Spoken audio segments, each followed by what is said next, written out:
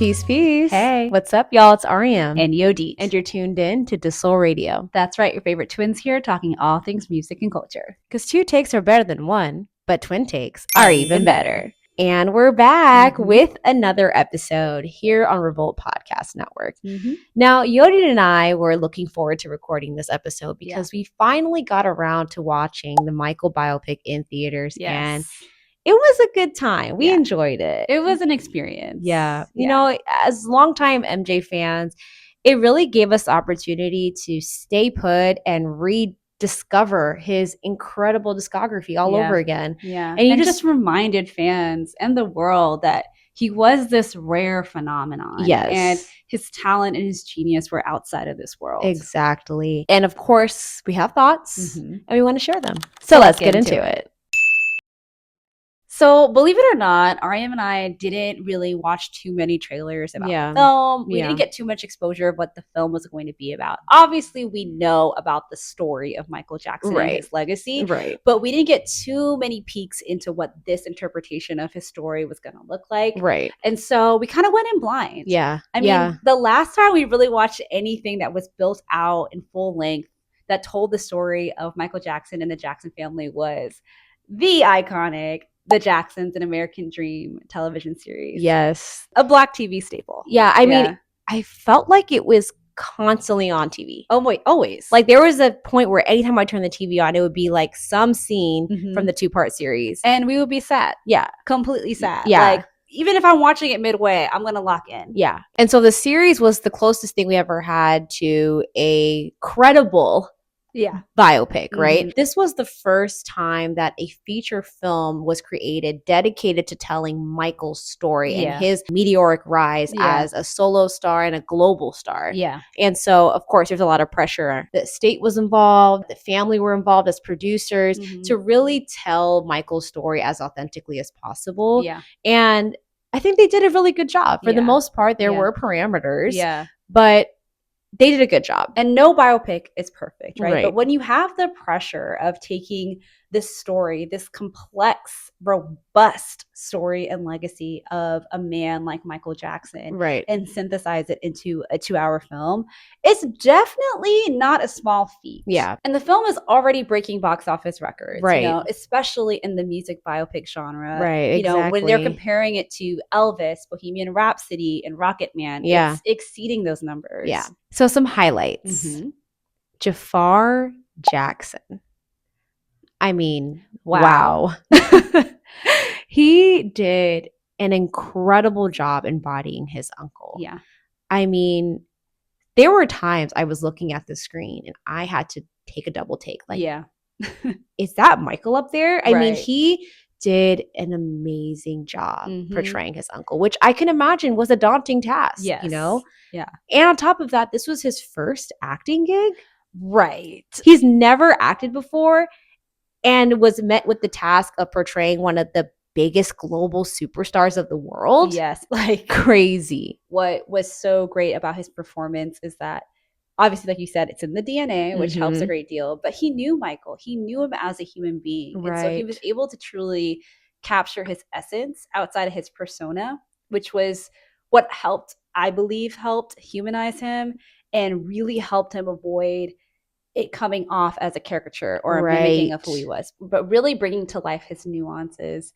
And, you know, it really did leave us with an authentic portrayal of Michael Jackson, the person. What Jafar was able to leverage was his time with Michael in those intimate moments, you know, with the family, at the house, like things that many people would never have access to. And I feel like he truly knew Michael in a way that probably no other actor would have known for this role. And it did pay off. And I mean, down to his movements, which we'll get into. But also his day-to-day walk and posture. He managed to capture his demeanor, and it felt like you were watching him off stage. You know, it felt like you were getting a glimpse of who he was. And of course, his very iconic high-pitched speaking voice. Which is not easy to master. It could easily, like I said, come off like a caricature, but he did really emulate his speaking voice. And I've been watching interviews post-movie, and I wanted to compare Jafar's speaking voice in real life to the speaking voice that he took on for the role. Right. And he does not speak like Michael at all naturally. I mean, he has a completely different speaking voice. So again, it just goes to show how far he went to make sure that he stayed true to Michael. He was also able to sing like him in a way that really felt like you were hearing Michael. I mean, it was just crazy. It was so believable to me. Yeah, especially in those scenes, right? Because he talked about it in interviews where they did a mix of vocals, right? Especially which I'm sure they did. Yeah. Even in the studio where they're filming the scene where he's recording "Don't Stop Till You Get Enough," exactly, like there's just acapella. Like that's what got me. That's what got me. I was like, oh wow, I'm locked in. You know, he obviously embodied his uncle when it came to the performance side, the dancing, the singing, but for him to have this be his first film and really manage to evoke this emotional side of Michael in terms of some of the traumatic moments that he experienced, whether it was the burn that he had at the Pepsi commercial recording or just the pain that he felt, you know, going through vitiligo and those kind of introspective moments, he did a really good job capturing the human side of Michael. And I think that gave fans an opportunity to see like this was also a person. Yeah. And Jafar did that. Yeah. And of course, the dynamic between him and Joe Jackson. Right. It's very publicly known that Joe Jackson was abusive to Michael and he really did force him into show business. We all know Michael had the talent, but he was also a child. And so it does kind of chronicle that relationship and that tension throughout his career from childhood going into adulthood. Right. And even in those intimate moments between the two, Jafar was able to kind of encapsulate the stress, the fear, the anxiety of that dynamic and how that affected him going into his adult life. Right. And so even in those moments, you felt like you were seeing Michael experience those things. Right. And it gave you a lot of empathy for his life. And compassion, of course. Again, it just gives you a better understanding of the type of life that he had outside of the stage. Yeah. Now, we can't talk about a Michael biopic without talking about movement and dance and how critical it is to get it right when you're telling the story of one of the most electric dancers in the world. Yes. And so Jafar did his thing. Yeah. Apparently he had been training for almost 2 years trying to master how to dance like Michael Jackson. Yeah. And it truly paid off. Yeah. He worked very closely with Michael's choreographers, Rich and Tone, who have had a long history of working with Michael and really know how to teach his movements and his signature style. Michael has specific movements that are singular, that are forever going to be associated with MJ, that he continues to inspire dancers to this day. And so it was critical that Jafar got it right. And I do appreciate like hearing that he did take years to perfect it, because Michael also had years to perfect his craft as a dancer. And you just don't get up there one day and say, okay, let's shoot this film. Like, no, you need to nail it in order for fans to believe what they're seeing. Yeah. The film starts in the 60s and it ends in 1988. So this in the middle of the bad era. And so if you really pay attention to Michael's career, even his dancing evolves significantly much from year to year and album to album. You know, from the Jackson 5 days to the Off the Wall days to, of course, a Thriller and then Bad. His dancing evolves so much and the power gets more and more intensified as he continues to evolve as an artist. Absolutely. And you can actually follow that trajectory in Jafar's performance. And that to me goes to show how much he really trained to get this right. Yeah. We also have to talk about the makeup, the prosthetics, and the costume design. Yeah. So first, makeup and prosthetics team, come to the front. Right. Because y'all deserve Oscars. Yeah, y'all deserve it all. Yes. Because the way you had us believing that this was Michael Jackson on screen, I was convinced. Michael's physical appearance has been a topic of discussion the entirety of his career. And I think the makeup and prosthetics team did an incredible job documenting the evolution of his appearance, whether it was his rhinoplasties, his skin complexion, and his hair in a way that felt like they did it with so much care, and they never crossed the line where it ever felt like parody or a caricature of Michael. And that was, I can imagine how difficult that could have been. Yeah. They brought forth to life the entire progression of his physical appearance from that timeline that the movie takes place in.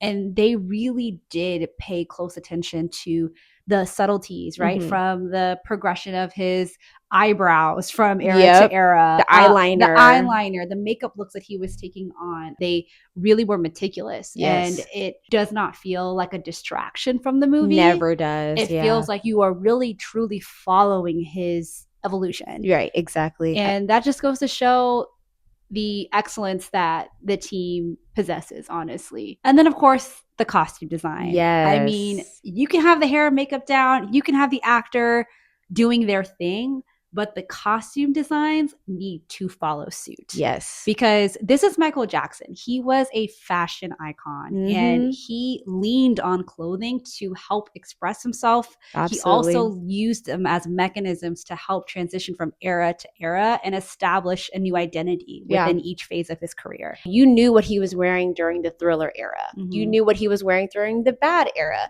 And what stage he was performing on when you saw this look and that look. And I feel like they took that to account when they were telling his story and the different parts of his life. And according to Today, the costume designer Marcy Rogers created 95% accurate replicas of his costume designs, which is crazy because none of it's archival, really. I mean, these are replicas that not only he had to wear and own, but a lot of the costumes he was dancing in. So they actually have to be too. Yeah. So that is not easy either. Yeah. And they did an incredible job. Yes, I mean, 10 out of 10.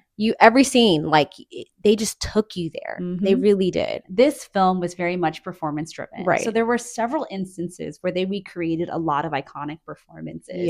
The Billie Jean Motown 25 performance that really served as Michael's debut as a solo artist. Or when he was performing Human Nature on the Victory Tour. They really did a great job recreating and resetting the scene for us as if we were watching it for the first time. And since watching the movie, we've been doing so many deep dives and just looking and confirming, like, did they get this right? Did they get that right? And they got it so right. I mean, they really paid attention to the details and executed every scene flawlessly. In addition to Jafar's performance as Michael, the cast was incredible as well. Yes, we got to give the casting director a raise. For sure. Yeah, they did an amazing job from, Giuliano playing the young Michael to Nia Long playing Katherine Jackson and, of course, Coleman Domingo playing Joe Jackson. Can we talk about Lorenz Tate playing Berry Gordy for a second? Yeah. Because I love Lorenz Tate, but seeing him in day-to-day life, it would never dawn on me that he would play Berry Gordy. Yeah. But when you saw him with the suit on and the facial hair and the hairline and the energy, I was like, oh, that's Berry Gordy. I love moments like that when you're pleasantly surprised when the casting is actually perfect. Yeah. Because that was one of those instances. Yeah. They did a great job. And one other thing that I really did enjoy about this film was, them highlighting Michael's visualization and manifestation processes. It's one thing for us to know him as, the entertainer, right? We always see him as a final product of his creative process. But what we enjoyed most about it was that they did talk about his, self-belief and how he spoke to himself and how he kind of declared that he was going to be the success. We never really get to see that side in a lot of portrayals of him. I think that did play a key role in his success. I think that's the only way you can really navigate stardom, creating music and sharing it with the world is to believe that this is great and you are talented, you are gifted. And it was interesting to see that kind of portrayed in the film as well. Those are some of our highlights. But, like we said earlier, it's not an easy task to tell the story of Michael Jackson. And so we did walk away with some notes. Just a few. Just a few notes. Starting off with the fact that there were some obvious gaps in the storytelling. When you're telling a story as complex and vast as Michael Jackson's, it's going to be very hard to meet everyone's expectations because when they were making this film, there were several parameters that they had to navigate. And with the estate's involvement and the family's involvement, there were a lot of inputs and moving pieces that they had to account for. But as fans, we still would have loved to see some key moments retold in this story. Yeah. Something that I wish they touched upon more was the relationship between Quincy and Michael. I feel like that was so pivotal for his career when he met Quincy, because I feel like that kind of changed the trajectory of his sound and really helped him evolve into the solo artist that he, became. Yeah. And so in the film, they jump to conversations around Off the Wall, but I would have loved to see them meet and, kind of see how they gel, how they mesh in order for them to commit to a project like Off the Wall. Yeah. Worked on Off the Wall, Thriller, and Bad. Right. There was so much evolution and experimentation that went on between these three projects. Yeah. It was really tough because there was so much that was missing, and it felt like Quincy's presence was limited to just a few lines when really his input was imperative for Michael's success. Yeah. And there's that trust. I mean, they made history together, and I just feel like it was remiss to not include that. Yeah. We had people in his life that were missing in the film, like his three siblings, Randy, Janet, and Reby, were not in the film, completely not even addressed. They don't exist in this world, which is crazy. Yeah. But that has a lot to do with them declining to be a part of the film. It would have been nice to see, a little bit of Janet, because she ended up becoming Janet Jackson herself. Right, a star. But it would have been nice to see her in that family dynamic. It's public knowledge that Michael and Janet had a very close relationship. Right. And so we got kind of robbed from seeing that dynamic as well. Right. Diana Ross being missing, I mean, she was a huge part of Michael's career. Right. And for her to be removed from the story was very hard to ignore. Yeah. Another thing that we noticed was that we didn't really get to see the bond between Michael and his brothers. Yeah. Like, it was kind of glossed over a little bit. And I know that this movie is about Michael, right? And his story. Yeah. But the Jackson 5 is a part of his story. And it would have been nice to see just a little bit more of a glimpse between their dynamic, their relationship. Yeah. It would have been cool to see a little bit more of that because I felt like they were so in the background throughout the whole film. Exactly. You can't ignore the fact that although we do see them in the band together, there's no real emotional attachment displayed on screen. And one more thing that we wish we saw a little bit more of that we enjoyed in the movie was glimpses into Michael's creative process for his iconic music moments, right? Like the scene where he's mastering the choreography for Beat It. Yes. I loved it. I loved it because it kind of showed his thinking process and how he arrived at locking down the iconic choreography. Right. That actually was true. He had real gang members in the music video coming together. Yeah, Bloods and Crips. Right. And a lot of people are like, that's not true. No, that actually happened. Yes. And it may not happen exactly in that way, but he did make a concerted effort to have real gang members in the video come together and show some sort of unity. Only Michael can do that. Or even the Thriller behind the scenes shots. Yes, I love the moment where he spoke to the director and he was like, make sure you show the feet, because he said Fred Astaire always says to show the feet on film. And that also shows Michael had, these people that he looked up to, dancers that he looked up to and studied. And it paid off because Thriller is one of the greatest music videos of all time. It changed the music video. And it was cool to see him kind of in that creative process in that moment. It would have been nice to just see more of that. Again, he has so much music and so many iconic moments. Not enough time. There isn't enough time in a movie, but if there were any more sprinkles of those types of moments, we would not be mad at it. Yes. So those are our thoughts from what we saw in the film. But the film is still receiving a lot of criticism that it's overly sanitized and that it doesn't address the allegations and controversies during the 2000s. But to be fair, this film is only depicting the eras from the 60s all the way up to 1988. Yeah. So those allegations have not happened yet within the timeline of the film. Yeah. But there are conversations about a second film being in early development. That movie would obviously have to follow his life from the Bad era onward. Right. And so it would be fair to have the expectation for them to acknowledge the controversy and the allegations that he faced in the latter half of his life and career. Right. Overall, we have to say that it was a good movie. Right. It did what it sought out to do. It painted a portrait of Michael Jackson's early career. Yeah. And it was entertaining. It was fun. You got to revisit some of his hits. Overall, Jafar did an amazing job embodying his uncle in a way that felt so authentic, so real, and he honored his uncle. And I think he should be very, very proud of his performance. Yeah. So that wraps up our episode on the Michael biopic. But if you watched the movie, what did you think about it? Yes. Let us know. Comment below. So if you like what you heard, you can keep up with us on our socials at DEUXSOL. That's at deuxsol. You can watch us on YouTube and Spotify, and you can listen to us on Revolt Podcast Network, Spotify, Apple Podcasts, Amazon Music. If you can hear it, we'll be on it. And till next time, guys. Peace.